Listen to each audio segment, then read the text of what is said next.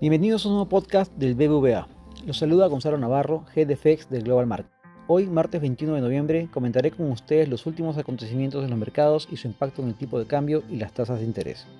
La semana pasada se caracterizó por el cambio en expectativas que generó en los mercados el dato del índice de precios al consumidor en Estados Unidos, que fue de 0% para su variación mensual en octubre, debajo del 0.1% esperado. Mientras tanto, el dato core, que no cuenta los sectores de alimentos y energía, subió 0.2%, también debajo del 0.3% esperado.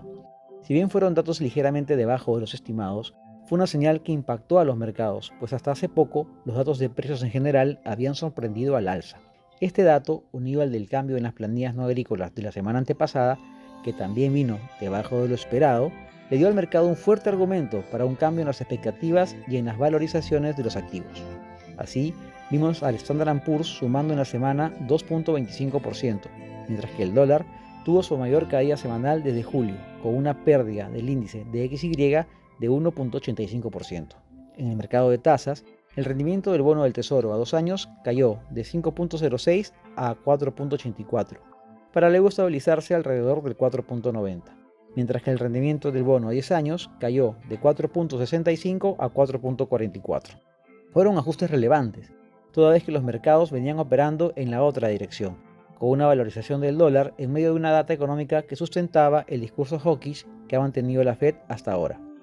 Creemos que los mercados aún tienen espacio para seguir ajustando los niveles de los distintos activos, en particular el del dólar, de seguir desacelerándose la inflación y de mantenerse el ajuste que ya se empezó a dar en el mercado laboral estadounidense.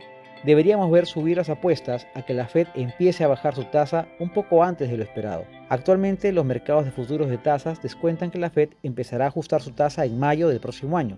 En ese sentido, el downgrade que hizo Fitch a la deuda de Estados Unidos en agosto, junto con la perspectiva negativa que le impuso la agencia Moody's el pasado 10 de noviembre, generan presión al gobierno de ir reduciendo el gasto fiscal, lo que podría acelerar el proceso de ralentización de la economía americana, lo que a su vez podría apoyar al nuevo escenario de una Fed que ya terminó de subir tasas y ahora tiene que decidir cuándo empieza a bajarlas.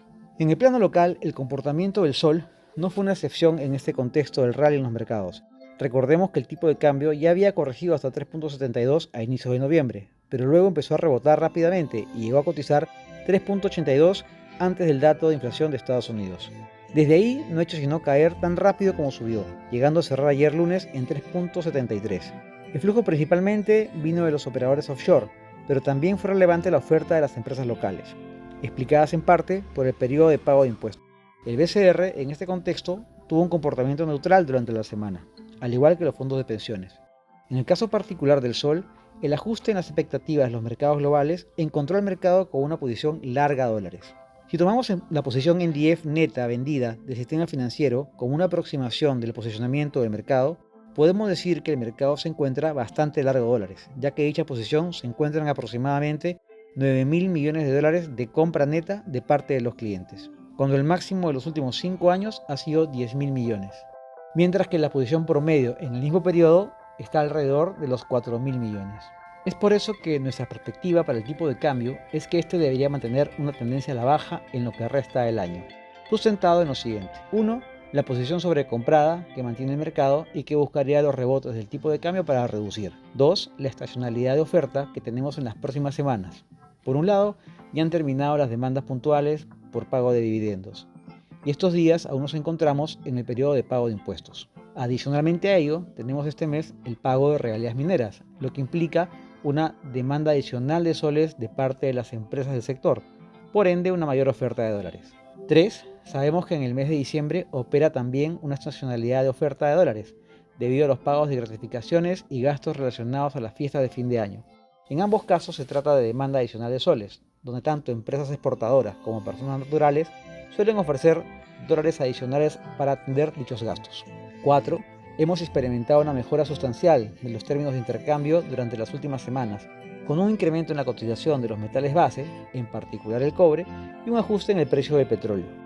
Ello también debería traducirse en una mayor oferta de dólares de las empresas. Por último, y no menos importante, tenemos a un banco central que está teniendo éxito en la renovación de sus operaciones de venta y tiene la vocación de renovar sus instrumentos de intervención, incluso con un tipo de cambio a la baja. Además, vimos que está dispuesto a intervenir con nuevas operaciones en los contextos de depreciatorios o en el caso que el sol muestre un comportamiento negativo con sus pares de la región. Por ello esperamos que el Banco Central reduzca la volatilidad de potenciales rebotes del tipo de cambio de cara al cierre de año. Por el lado del mercado de renta fija, también tuvimos una semana positiva. Los bonos soberanos incrementaron las ganancias de la semana previa, siguiendo el ajuste a la baja de los rendimientos de los bonos del Tesoro, y así lograron caer unos 10 puntos básicos en promedio a lo largo de toda la curva.